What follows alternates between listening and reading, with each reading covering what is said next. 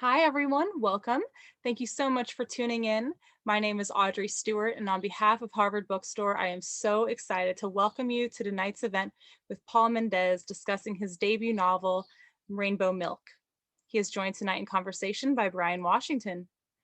Through good times and bad, Harvard Bookstore will continue to bring authors and their work to our virtual community. We have an amazing summer season planned for you, so be sure to check out our event schedule on harvard.com/events, where you can also sign up for our email newsletter and browse our shelves from home. This evening's discussion will conclude with some time for your questions. If you have a question at any time during the talk, go to the Q&A button on your screen and we'll get through as many as time allows. If you'd like to purchase a copy of Rainbow Milk, there will be a link in the chat where you can purchase. All sales through this link support Harvard Bookstore, so thank you.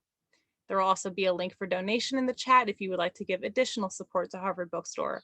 Without your continued support and patronage, this virtual author series wouldn't be possible. Thank you again for tuning in support of our authors, our incredible booksellers, and our landmark independent bookstore. We sincerely appreciate your support, especially now.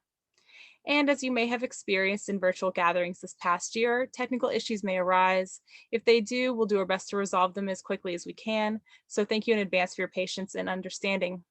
In addition, Zoom has added closed captions to our webinars. If you would like captions on your screen, click the button wherever it may live on your screen. Now I am so pleased to introduce tonight's speakers. Paul Mendez is an essayist, screenwriter, and now novelist. He is currently earning his MA in Black British Writing at Goldsmith University of London. He has been a performing member of 2 theater companies and has worked as a voice actor, appearing on audiobooks by Andrea Levy, Paul Theroux, and Ben Orkey. His work has appeared in Glass, Esquire, The Face, Vogue, The Times, Literary Supplements, and the Brixton Review of Books. Paul is joined tonight by Bryan Washington. Bryan is a National Book Award 5 Under 35 honoree and winner of the Dylan Thomas Prize, the Ernest J. Gaines Award for Literary Excellence, and the New York Times Public Library Young Lions Fiction Award. He has written for The New Yorker, The New York Times, The New York Times Magazine, Vulture, The Paris Review, among others. His latest book, Memorial, has been a national bestseller, but also a Harvard Bookstore bestseller. Tonight, they are discussing Rainbow Milk. This book is wholly original, as tender as it is visceral. I won't take any more of your time, but I wanted to leave you with this quote from the New York Times Review of Books. As with writers like Marlon James and Nicole Dennis Benn, Mendez's dialect writing stretches the boundaries of a language owned by no one. Mendes writes Jesse's desire in an honest, unprecious, and often raunchy staccato. The writing is delicious and subtle throughout, often punctuated by musical reference that ground it in the decades it explores. And on that shining note of praise, I'll turn things over to our authors. Paul, Bryan, thank you so much for being here. I couldn't be happier to have you. The virtual stage is yours.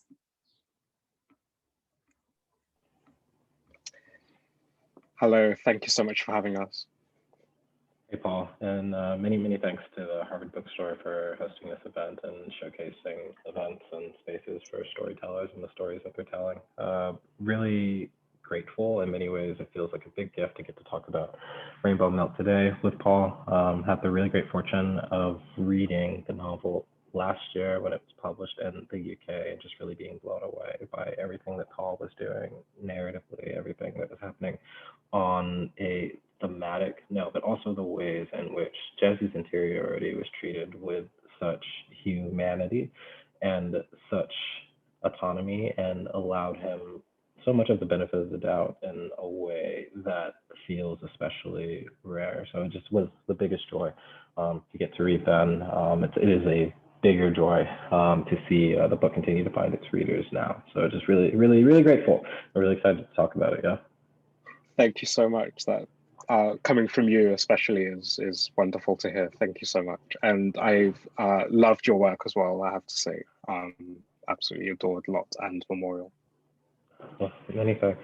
Just really, I suppose, rehashing because we were just talking about this, but where are you and how are you doing now? In what ways has it felt like the US release is deferred from the UK release?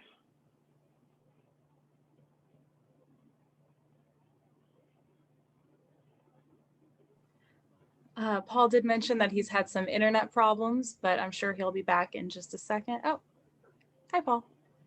Am I back? You're back. I'm so sorry. This keeps happening. I don't know what's going No, on. please don't. It's technology.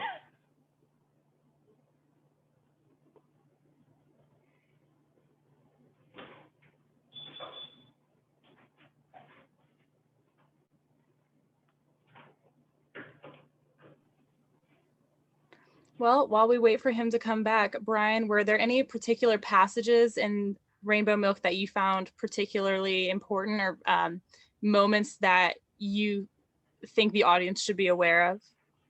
You know, the entire book is just so poignant in many ways, and that's not something I use lightly. I feel like that's like a big, like high tier, like book reviewer word or blurber word to just sort of throw out when, one thinks that you're trying to catch the audience's eye.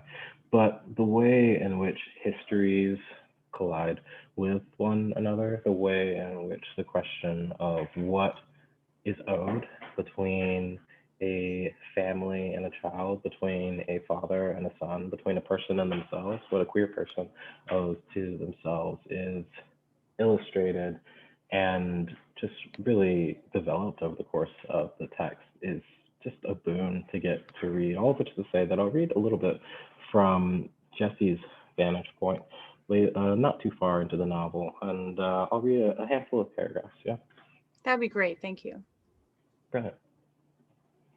He got off the 35 at Brixton Station and waited at the same stop for the number 3. Two evangelists, both mic'd up, competed with each other over dub bass lines at the station's mouth. Facing it, a bespectacled, middle-aged man in a white shirt and high-waisted black trousers said the word "sex before marriage" into his headset. Closer to Jesse, accompanied by a wheeled aunt, a woman dressed completely in white from her synthetic hair to her Doc Marten boots was screaming, "Jesus died for you," into her mic, pointing right into the faces of startled passersby. A group of black girls with iron-straight weaves, crop tops, and combats passed her in silence with their lips around McDonald's straws.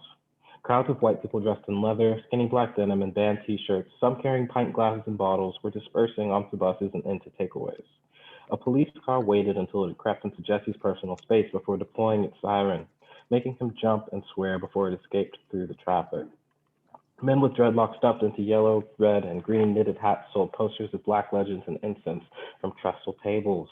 The smells of skunk, southern fried chicken, raw meat, fresh fish, green bananas, and yams commingled in the cooling air while debris from the day's market trade littered the gutters. A tall boy with thick lips and a do-rag crossed near and muttered the word skunk into his ear. But the number 3 came, and Jesse jumped straight onto it. Paul, we were just talking about the way in which you've built this world for the reader and the readers generally, but also for Jesse specifically. So a question that I had that I was just wondering from the outset was, how did you go about crafting Jesse's character, and did the process of writing Jesse's character change over the course of your drafting? Yes, it did. So Jesse, I approached from a first-person perspective for a very long time. So as you've read, and as the audience members can hear, that was third person. And that came very late in the process, too late for my publisher, who, when I'd handed in a draft in first person, 5 months late, 3 days later, retracted it and said, "I'm really sorry, but I have to try this in third person because I'm just not." I think we spoke a little bit, because you and I did an event last year. We spoke a little bit about the experience of joy in writing, and I just wasn't feeling it at all. And I just really felt like that was going to be a problem in terms of the way readers would respond to it. If I didn't enjoy writing it, then how are they going to enjoy reading it? And it was because I was writing in first person, and Jesse is very close to me. He's not me, but he's very close to me. We've been through many of the same experiences. I've donated a lot of my own sort of life kind of milestones, if you like, in terms of the subjects that I've sort of been through to him. So yes, I've grown up as a Jehovah's Witness in a white working class industrial area. We have the same education level. We have the same sort of racial heritage. We're the same age, etc., etc., etc. But I was writing about someone else. But because he was so close to me, writing in first person, it was very difficult for me to separate myself from him, especially when it comes to writing about sort of trauma and sort of difficult issues and experiences that I've been through. It was almost as if I was continually reopening wounds that I've not allowed to heal in my own life. So switching to third person, I don't know why I avoided it for so long. It seemed like such a simple thing to do, but it really transformed the voice, and it allowed me to, I guess, prioritize research, to prioritize, just the craft issues of character creation, just to give him a different physicality from myself, to move him to London in a different year even than I moved there. And really to sort of just reimagine everything from his perspective rather than mine, whilst keeping it almost like a camera on his shoulder, so that we have a real kind of intimate view of the way he sees the world as someone who grew up in a very sheltered environment, who's seeing things anew for the first time, whether that's, the London restaurant scene, or obviously gay sex, or multicultural London. He's not seen any of that before, so it's all new to him, and he's taking it all in. And I'm showing the reader that through his sort of very naive perspective. So, a question that came to mind the second time around that I read the text, and it feels especially important now hearing about this vantage point shift, is one in which I wondered which questions you entered the text with and which questions you left the text with. In many ways, the trajectory of Jesse over the course of the novel is one in which a person gains a sort of education, right? An education of what pleasure is and means to them, an education as far as what a personhood means to them, a political education, an education of how to be a person among other people, really. And there are landmarks within that education that felt deeply palpable to me as a reader. And I wondered if, in charting this just creation of a person, of coming to terms with who a person is meant to be, or who they feel that they're meant to be in relation to how or who they've been told to be, were the questions that you yourself entered the text with, or ideas that you knew that you wanted to approach over the course of Jesse's trajectory? I wanted to show with Jesse what it means to be a young Black man in a white world, who is raised by, a white stepfather, by a mother who has internalized racism and treats him like a criminal, basically.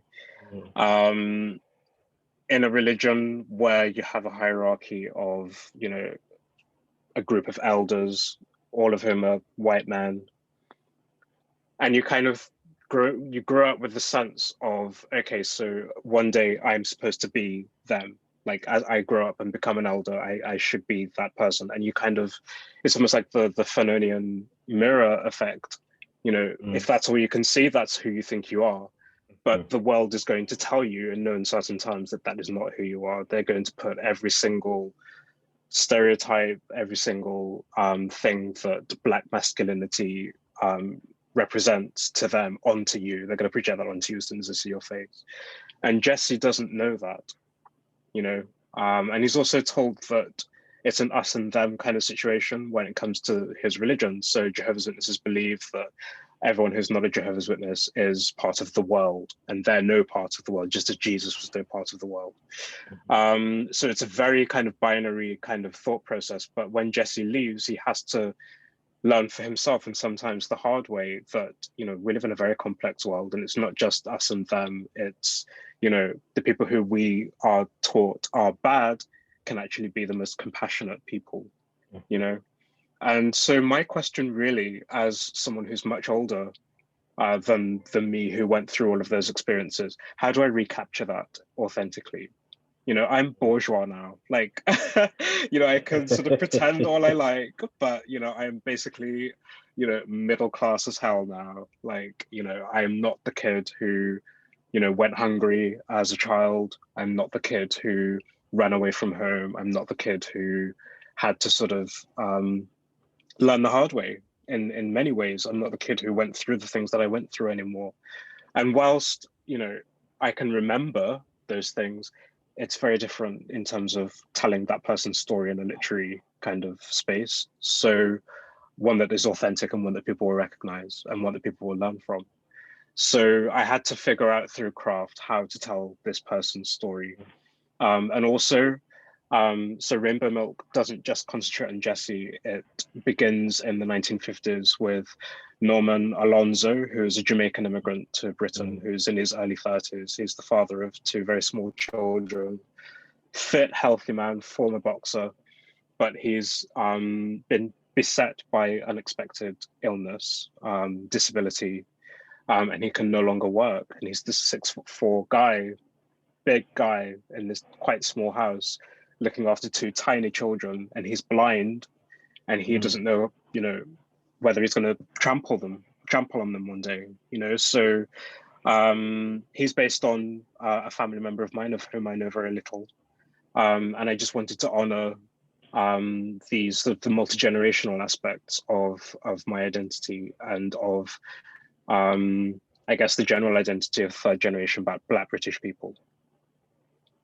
That is a pretty great segue into the question that I had as far as the way in which you structured this narrative, so that in seeing Norman at the outset and moving into Jesse's narrative, we ourselves as the audience, we're really privy to the way in which debt is accumulated and the different kinds of debts are accumulated, right? These questions of what a person owes those who came before them, if they owe something to those who came before them, what a person owes themselves, if they owe themselves anything, and perhaps more specifically, what a queer Black man owes those who came before him, right? In a world that, as he progresses through the world, is constantly changing, right?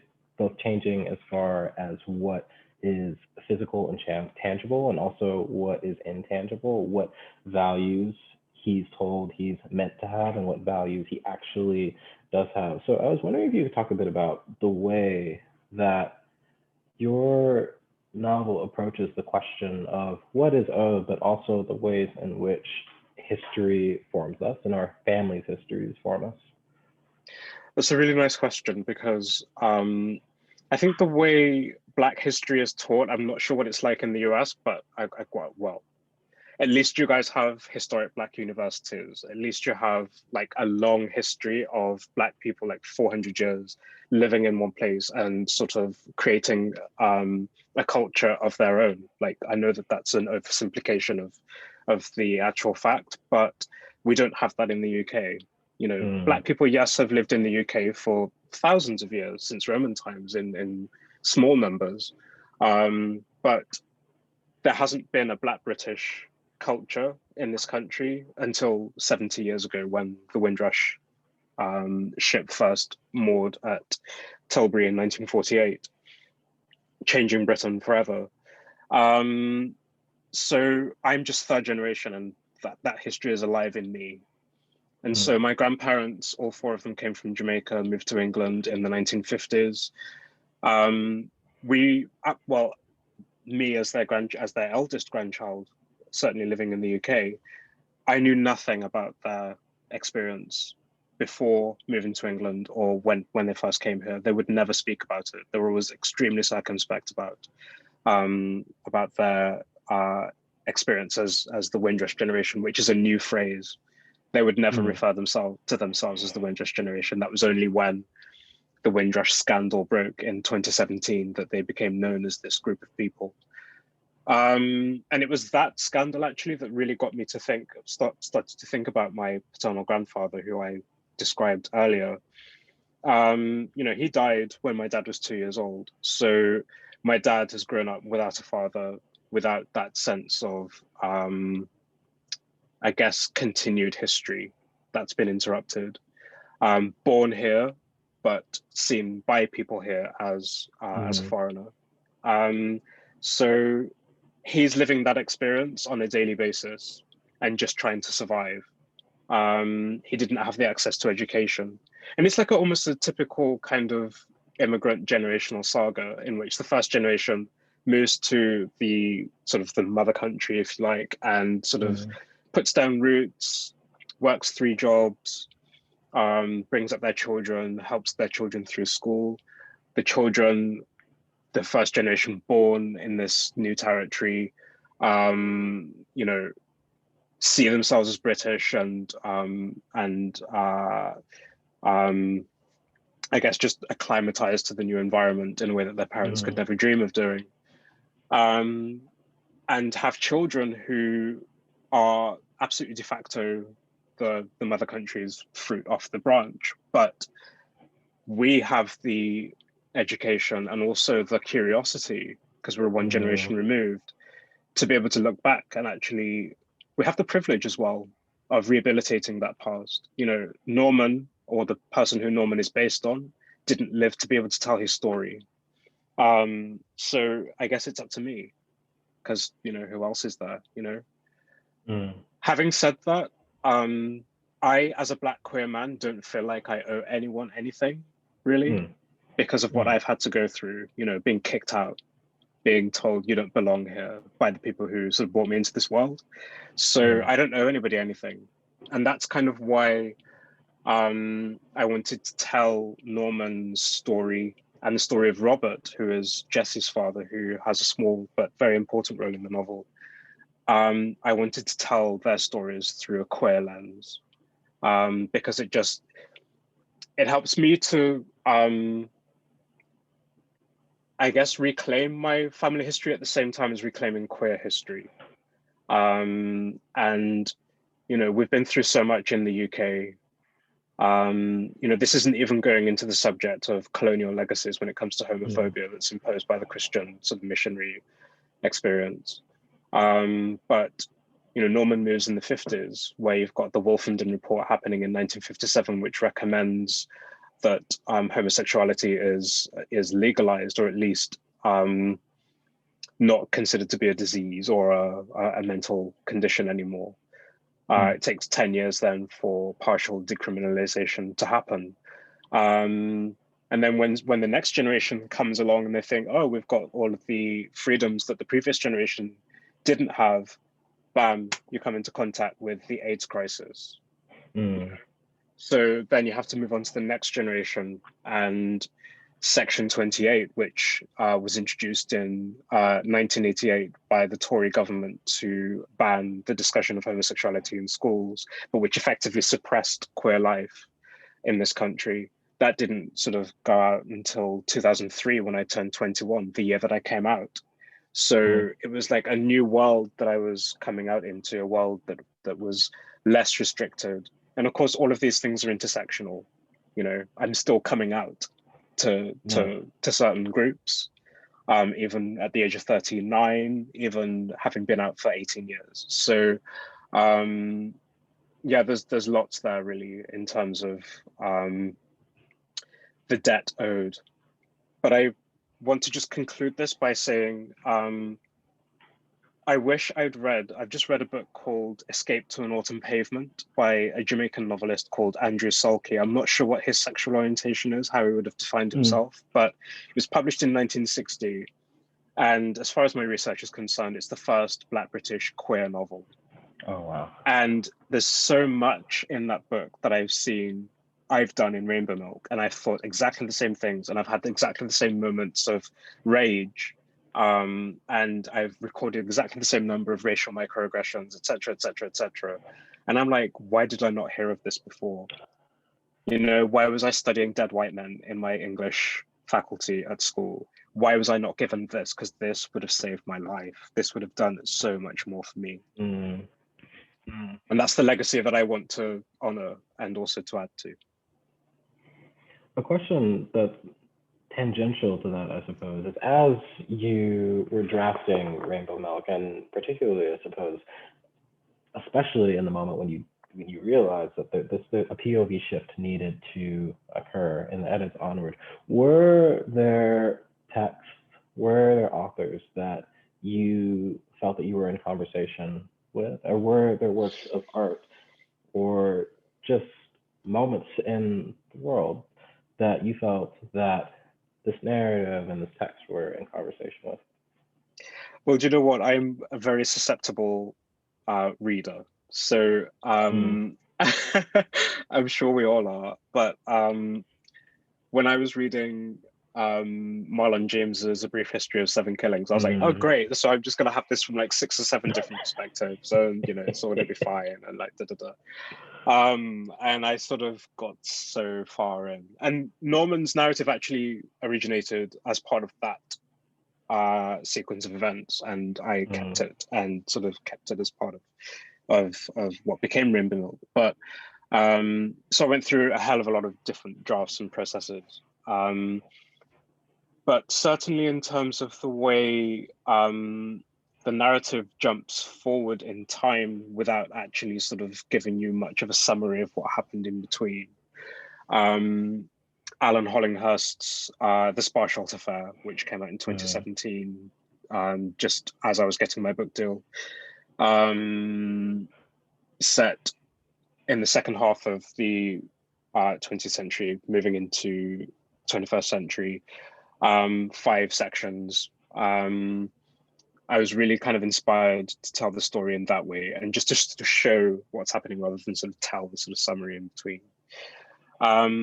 I was certainly in conversation with Small Island by Andrea Levy, which came out in 2004, and was again a multi-vocal novel from 4 different perspectives, but set during during the Windrush era, so sort of 1948 to 50, I suppose. And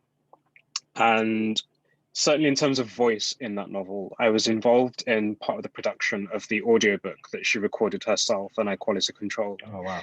And I was just really inspired by the way she clearly written this with performance in mind. So she'd given each of the characters their own very distinct voice and way of speaking. And I think that sort of seeped into the storytelling of each of those perspectives. So I kept that very much in mind. And Rainbow Milk, a lot of the writing was performance. Norman's narrative, I basically rolled a big spliff after I'd done loads of research on Jamaican flora and fauna, because I wanted to make him a gardener for some reason.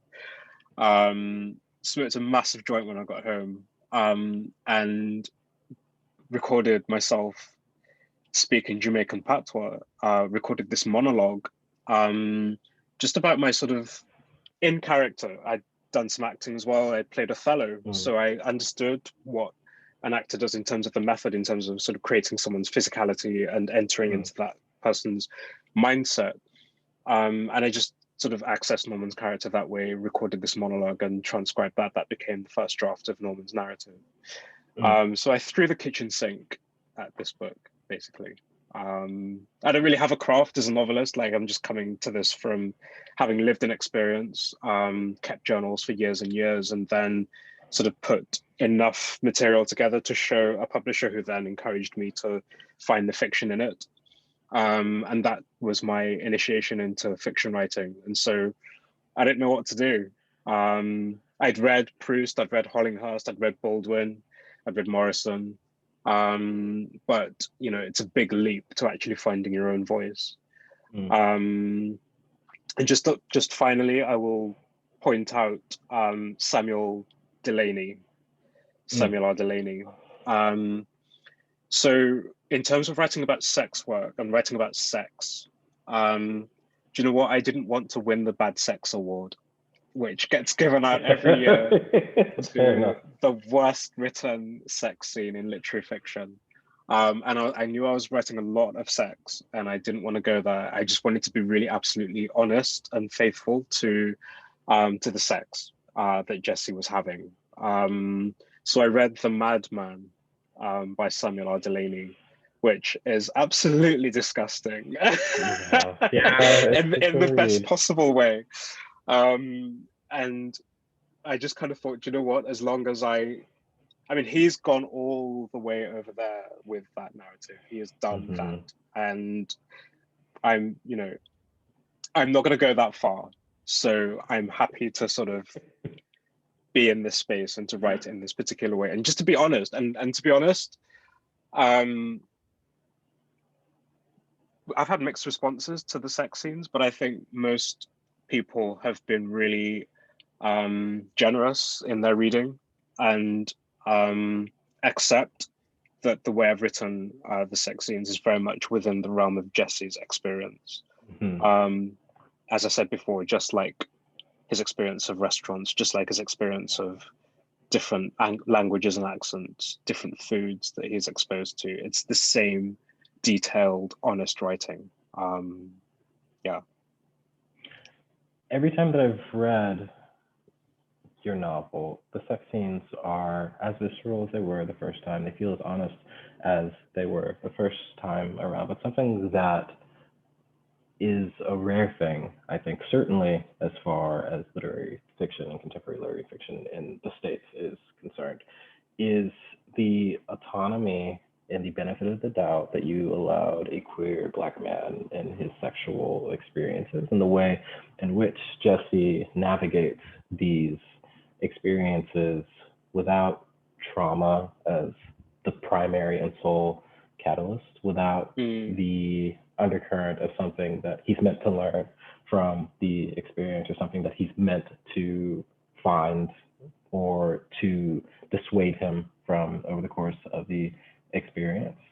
The scenes, for me as a reader, they allow him to be and to be a person, and that felt especially and feels especially rare, right? Like the precision and the deftness through which the sex is approached and cultivated as being just as much a part of Jesse's character and just as important to his character as his relationship with religion, as his relationship with class, as his relationship with London, as his relationship with his family, with his friends, with his acquaintances, and so on. So it really feels like the highest bar in many ways, you know, to read a character that is experiencing a sexual life as a sexual life actually is lived in all of its peaks and valleys and highs and lows, you know, like I read it and I'm still not quite sure like how you accomplished it, and let alone to accomplish it over the entirety of the novel. But a question that I had that is interrelated to that is the way and the care with which you allowed your characters to really take the reins on their language, right? Whether it is Norman, whether it is Jesse, whether it is in many ways the sounds and influences surrounding Jesse over the course of his tenure in the city. So I wondered what felt important to capture in the literal language of these characters. Were there cues that you were looking for? Were there notes that you felt were especially important to hit? I don't know if I was so kind of first of all, thank you so much for that you just said. That was just like oh no, it's a joy and a gift to read. I mean, please. Thank you. I mean, that doesn't sort of, I don't take that for granted at all. So like, thank you so much for saying that. It means the world. Yeah, I just wanted to be faithful to every character, however small they were. You know, I've worked in hospitality myself for 15, 20, almost 20 years, met thousands and thousands and thousands of people. But with each and every individual person, you have to meet them halfway. You know, whatever day they're having, wherever they've come from, whatever they think of you on face value, you have to meet them halfway because, you know, you want them to have a good time, you want them to spend money, you want them to, you know, leave you a good review and come back again and spend more money, and so that you make more tips, you know? Yeah. So it's just about finding a common ground. And it was exactly the same as my Jehovah's Witness experience. And they teach you that. They actually use those words, find a common ground with people. Because when you knock on someone's door, they answer the door, they see you there in your shirt and tie and your briefcase. They know exactly who you are. They've heard it all before. They just want to be like, no, thank you, and shut the door. But you've got to get in there in a particular way that appeals to them. And sometimes it's going to work because sometimes they're having a bad day, and sometimes the last resort for them is God. So, and you're there on the doorstep as God's representative. So, there's just a lot to be said for listening to people and listening to people's voices, and that's what Jesse is absolutely trained to do. So, I just wanted to show through his ear just exactly what he hears. Every multicultural cosmopolitan city is going to be full of different sounds and different languages, different voices. You know, so few people, and I was very struck by this when I moved to London back in 2004 myself. Got on a train expecting everyone to speak Cockney and for everyone to be a white East Londoner. But all of a sudden I was like, I can't hear English at all. I'm hearing all of these different conversations and I don't know the languages. And that's the reality. Standard English is something that, you know, exists in newspapers and literary journals and novels. But the reality of speech, and when you're talking about the working class world, when you're talking about the hospitality industry, when you're talking about, you know, the toilets in a gay bar, you know, it's much more vernacularized and it's much more local to, you know, even when people talk about music, you know, when people talk about sex, it's a particular kind of language. It doesn't just necessarily cleave to standard English. So opening the novel with Norman, I mean, I could read a little bit if you like, just to... You'd be open to it. I think that'd be brilliant. Yeah, absolutely. Just to illustrate this point better than I can just laboring over it. So this is July the 20th, 1959. And if there are any Jamaicans in the audience, I'm very sorry about my accent. This the best summer since we come to England 3 years ago. It hot.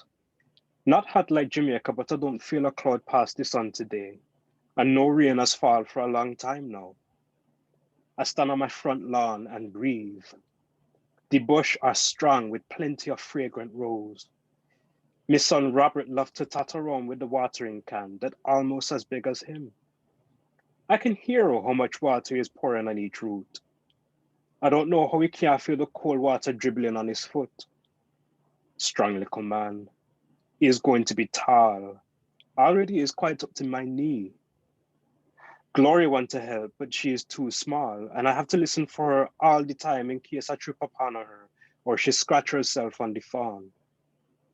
Not too much, son, I said to Robert when I can hear the water start to puddle. Move on to the next one. Hello, little man.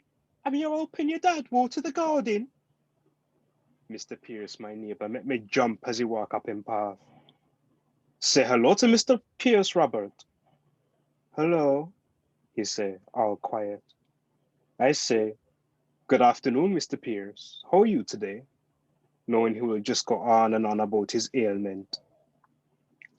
Oh, I ain't too bad, you know, same old aches and pains.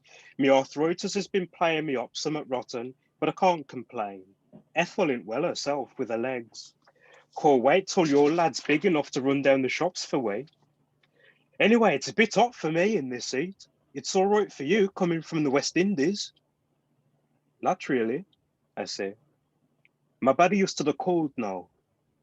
I have hardly any sight left, but I know Mr. Pierce never leave his door without his flat cap, heavy all-work coat and boot, though he must have retired from the gas work 10 years ago. So in that scene, you get straight from the get-go, a Jamaican man on a beautiful hot summer's day, sort of basically, you know, talking to himself, but then his neighbor. And his neighbor's a white man, but his neighbor has a Black country dialect. I'm not going to render that in standard English. You know, people from the Black country are very, very precious about their dialect. And we just don't get to see that in literature very often. But that is the way they speak. It wouldn't hit home the same way. The way they speak is just as important as what they're saying. And it just sort of creates so much more character than you would have if you just sort of said what they'd said in a kind of standard English way. I don't know if that answers your question. Absolutely, and it's brilliant reading. The way that they speak is just as important as what they say. It's absolutely lovely. And I have so many more questions I feel like I could ask on that front alone. I just want to give a reminder to folks watching that if you do have a question, you could leave it in the Q&A. There are two questions that I wanted to end up on, and the first is that I'm generally resistant to the line of questioning that centers on asking an author where the lines between their own personal narrative begin and the narrative ends. But since, and as you mentioned, that there are touch points between your narrative and Jesse's narrative, I did wonder what was the process of extracting Jesse's narrative from your own, right? What, from a technical standpoint, did you utilize, if there was anything that you utilized technically, as far as what felt important to highlight in that particular narrative, right? Because it feels like a very tricky thing, right? To create a narrative in the same way that I feel like we all create narratives. We're all deriving the works that we're writing from our lives, extracting what we've experienced to the fullest extent. And yet, this novel is brilliant. Like every novel that does that isn't brilliant. So I wondered like how you went about making that extraction, if there were things that you had in mind, if there were rules that you set for yourself.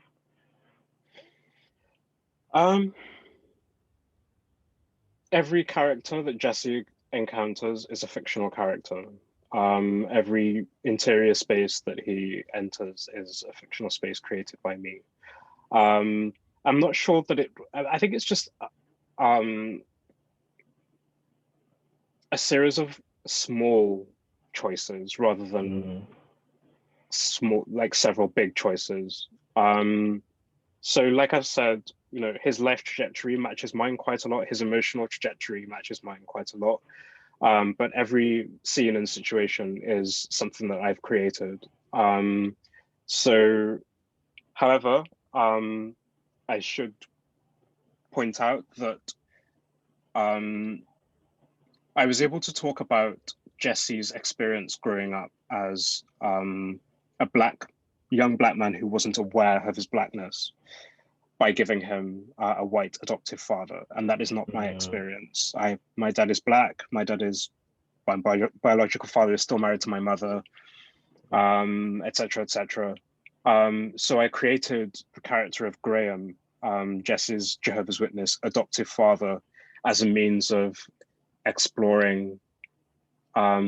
Certainly, you know, I've grown up with the same issues that Jesse's had in terms of not understanding my blackness and not being raised as, you know, not being raised to recognize my place as a black man. You know, if we think about the James Baldwin quote from Notes of Native Son, when he was in New Jersey doing industrial jobs before he moved to Paris, I learned in New Jersey that to be a black man is to be constantly aware of other people's responses to your presence. Like, I'm paraphrasing, but I wasn't taught that. I never learned that for myself. And, you know, there were sort of situations in life where, for example, Stephen Lawrence, young black 18-year-old who was murdered by white supremacists in 1993, my black dad was just like, oh, well, he must have done something to offend them, you know? So that's the kind of environment that I was raised in. And that would have been an interesting conversation to have in the novel, in terms of, you know, denial of your own experience as a black father raising a child in this world to be the same, and the child actually sort of, you know, agreeing or disagreeing. That would have been interesting. But I made the decision because of the life that Jesse would go on to have as a sex worker and to be sort of almost addicted to the sort of glamour and safety that white masculinity represents in a lover.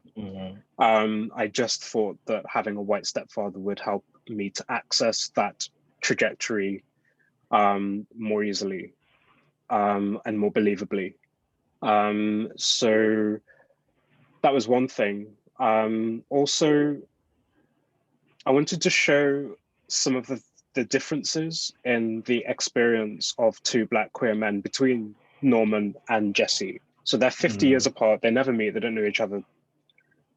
They live in different worlds, but they're facing the same problems. And this comes back to what I was saying about the Andrew Sulkey novel, Escape to Northern Pavement.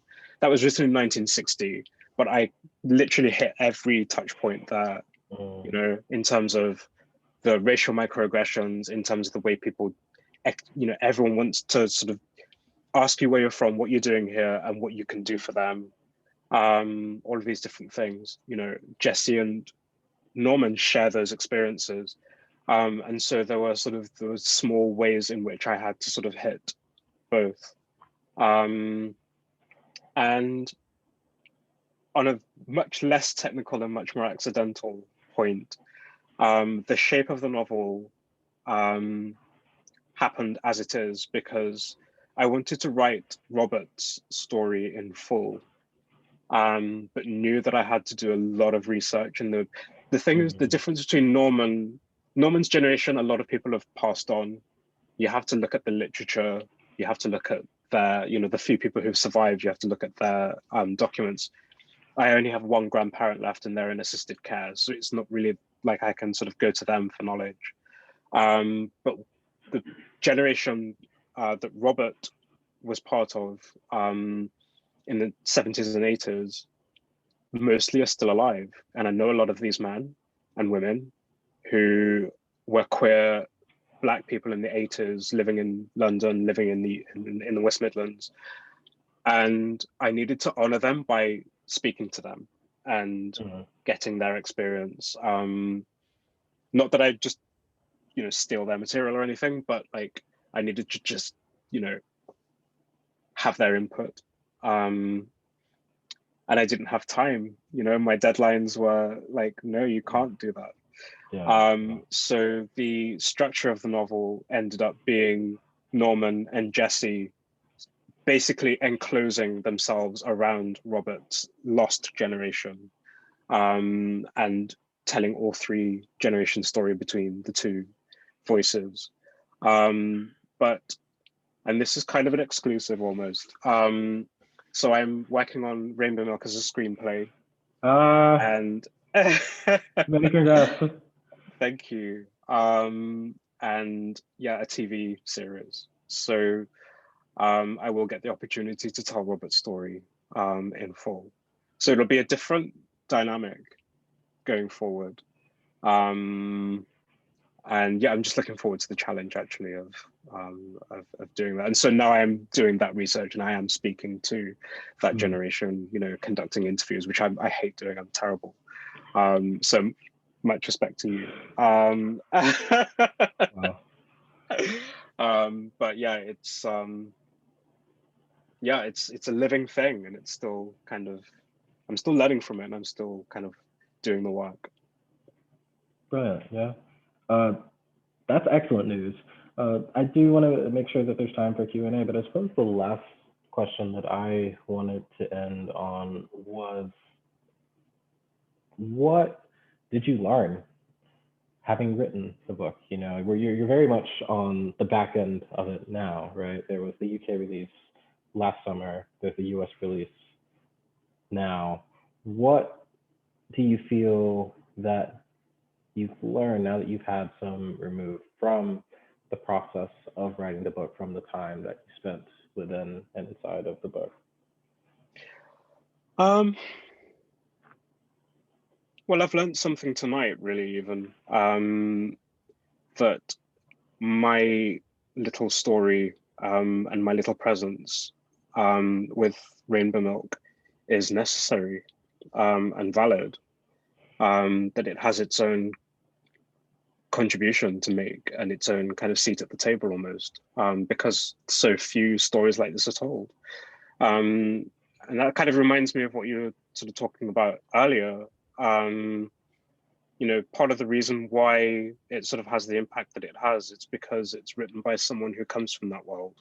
You know, it's written, you know, you don't get many narratives, certainly not literary fiction, written by former sex workers, certainly not you know, with the intersection of Black masculinity, Christianity, and yeah, like, you know, Britishness even.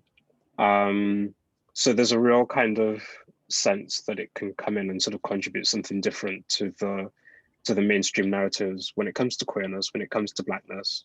And you know, when I said earlier about sort of not owing anyone anything, I don't, but it's still good to sort of be in a strong position to say, you know, to the mainstream Black community, for example, to straight Black people, like, look, this is what happens to your queer children if you don't stand by them, you know.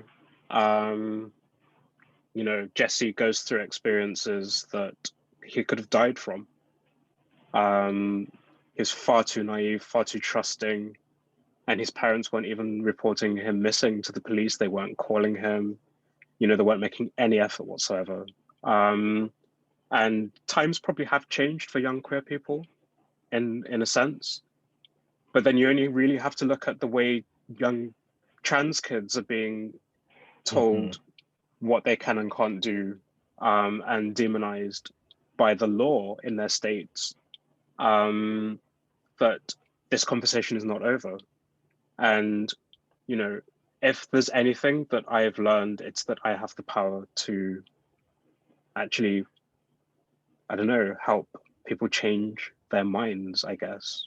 Because if they don't see it, they don't know it's there. If they don't read it in literary fiction, they don't think that it's a thing. So I'm super honored to have that privilege. And yeah, also I've learned that I don't really have a craft, and I didn't really have a craft as a novelist in writing this book. So I'm really, really, really looking forward to when I finally get the space and time to think about a second novel and really sort of create from scratch. That said, it may still sort of contain some autobiographical experience. I feel that all fiction does. I feel we all as writers look within ourselves for, and that's why we're trusted as writers, because of our experience and our knowledge that is specific and special to us. So that's kind of why the term semi-autobiographical kind of jars with me, because people sort of have this idea of what semi-autobiographical is, but actually all work is up to a point. It's all observation, imagination, and memory. So I shall continue with that. And I took a lot of risks with this book. I did a lot that but I talked a little bit about permission from other writers before, but there was still a lot that I didn't see happening in other books. Maybe that's because I'm ill-read, I don't know. But I just sort of took the risk and did it anyway. And it's paid off. So it gives me a confidence that I can do whatever I want within reason. And that will be valid because it comes from a place of just wanting to convey the truth about life. As readers, as an audience, we are all luckier for the work that you're doing. Yeah. Thank you. I did want to take a handful of Q&A questions. One is that, can you talk about your religious upbringing's effect on your writing? And I'm going to combine it with another, just in the interest of time. Is there a particular audience that you'd like to read this book? And I'm going to add a little bit myself to that question. Is the question of audience one that you have in mind in the drafting process? Is it an anomalous entity sort of in the background, or is it a primary consideration for you as you tell stories generally and as you told the story specifically? So my religious upbringing, I was very literate very early because I was giving Bible readings from the age of like 9. So I don't know, like even from the age of 4, actually, I was really sort of concentrating hard the Kingdom Hall and listening to the talks that were being given and turning along to the right scripture in the Bible and reading along. From a very early age, when kids my age were still coloring in and stuff like that, I was actually paying attention. So my literacy was bolstered by my experience as a Jehovah's Witness. And I've got no formal sort of creative writing experience. I've got no formal experience in terms of, you know, I was hired to record audiobooks because a customer in a restaurant that I was working in heard my voice and just sort of, they were looking at the menu and I said, good evening, you know, this is da da da da da, we've got these specials this evening. And they sort of looked up and they were like, you've got an amazing voice. Can you do audiobooks? And they must have just been waiting like to meet this black dude so you know, they could sort of, you know, record all of these like sporting biographies that I ended up recording. That comes from giving Bible readings and being counseled. The witnesses have this thing called the Theocratic Ministry School, which sounds really pompous, but actually it trains you to be a convincing preacher. Mm-hmm. And you sort of work on a different quality of speech or oratory each time you give a talk, and you sort of get sort of passed or failed, or you know, you need to work on this or da da da, and you move on and you go through. And that has just sort of seeped into my practice, if you like, such as it is. So it's a very esoteric kind of apparatus that I have as a writer, but it works for me. And, you know, hopefully I will sort of start to become more literary and more sort of technical as I sort of progress through new books. But it also, in terms of the religious experience itself, it also gave me something to kick back against. And I think that's really important. You know, I was taught that God created the heavens and the earth in 7 days. I was a creationist, but with all of that was, you know, anti-abortion, anti-gay, anti-feminism, you know, the man is the head of the household and women are in subjection and all of that. I was brainwashed into that sense. And I kind of thought last year when, during the US election, the way I was raised, you know, I was seeing all of these like right-wing people like cheering Trump and everything. And I'm like, you know, what are you seeing that I'm not? And I kind of realized, you know, the way I was raised, I would have had more in common with them than I would with Democrats, because I was so convinced by my beliefs and this sort of binary sense of right and wrong that I was talking about earlier, and the outside and inside. So coming out of that and sort of de-indoctrinalizing, I think, myself, you know, it caused me a lot of grief, but I had to go through that. I had to sort of break free from all of that. And that became my reason to write, because I had to sort of, you know, I had to have someone to talk to, you know, I had to have some sort of therapy. And, you know, I can't remember which rapper said that, but like, you know, Black people don't go to psychotherapists, you know, we can't afford it. So I had the tool of writing. And that's kind of, you know, what has led through various processes to Rainbow Milk. In terms of an audience, I did always have someone in mind, but it was always an individual rather than a group. I always wanted to impress someone, and that person would never know that I was thinking, I want to impress you. But they were the person in mind, and it just sort of, they were my muse almost. Or sometimes even my bête noire, like what's that phrase that someone says? You know, always dress like you're going to visit your worst enemy. Like, and that's kind of like how I wrote at times. Like I just wanted to show myself at my absolute best, you know, because I have been doubted a million times. I've had people say to me, you know, because I was writing more autobiographically at one time, what's so interesting about your life that anyone would care about what you're writing?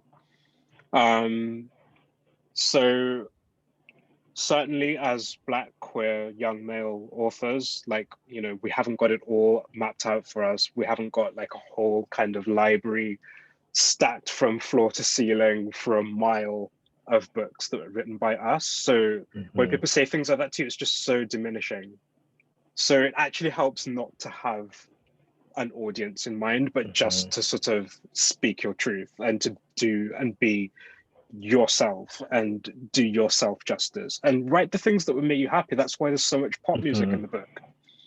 You know, that's why that's why it's full of R&B, you know, because that's the stuff that makes me happy. That's the stuff that helps me to access my nostalgia, that sort of helps me to get into a place where I can tell stories, you know. I listened to all that music while I was writing, you know, so, and certainly while editing more than writing. But yeah, since the book's been published, I've had a lot of messages from ex-Jehovah's Witnesses in particular, who may not have had exactly the same experience, but are just really grateful that someone has been brave as far as they're concerned and not spoken out against the witnesses. I haven't done that in the book, but certainly shown that there is a way out, and it may be a dangerous path, but it's not the end of the world. You know, they make you think that if you leave that community, you're going to die. And that's not true. I've proved that. I guess I wanted Black queer people to be part of this experience, and some are, but I guess there are ways of being conservative even in communities that we think are automatically left-wing because they're Black, they're queer. But sometimes you kind of feel like within the Black queer community, there can be a homogeneity there, in terms of who you're expected to date, who you're like what you're supposed to dress like, sound like, what your references are supposed to be. So I don't allow myself really to sort of get bogged down in trying to please that mainstream, because the value actually is in the individuality and not just the crowd-pleasing experience. Absolutely, it has value because you give it value. Yeah, it belongs in the canon because you give it value because you believe it should belong in the canon. Yeah, and this book, and you know, it is the canon. You know, I'm gonna turn things over to the bookstore, but if you're a UK reader, you've had the opportunity to read this text for some time. But if you are a US reader, please buy a copy of Rainbow Milk. Please buy a copy for yourself, for a family member, for a partner, for a friend, for someone that you care about, right? For someone that you hold dear. It's a book I really hold dear. It's a book I really feel lucky to have, and it's just a joy to get to see it move through the world. Yeah, but I will turn it over to the bookstore at this point. Thank you, Paul. Thank you, Bryan. That means everything. Thank you so much. Thank you both. Thank you both for taking the time to give us this wonderful conversation. I've enjoyed it thoroughly. I've been sitting here in rapture. So thank you both for taking the time to be here on this Wednesday night. And thank you to everyone at home who's tuning in and showing up for authors, publishers, indie bookselling, and our incredible staff of booksellers at Harvard Bookstore. Check out the link in the chat if you would like to support Paul in the bookstore and buy a copy of Rainbow Milk. You will not regret it.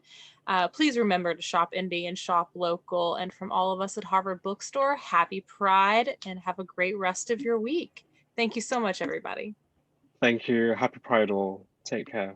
Thank you. Bye.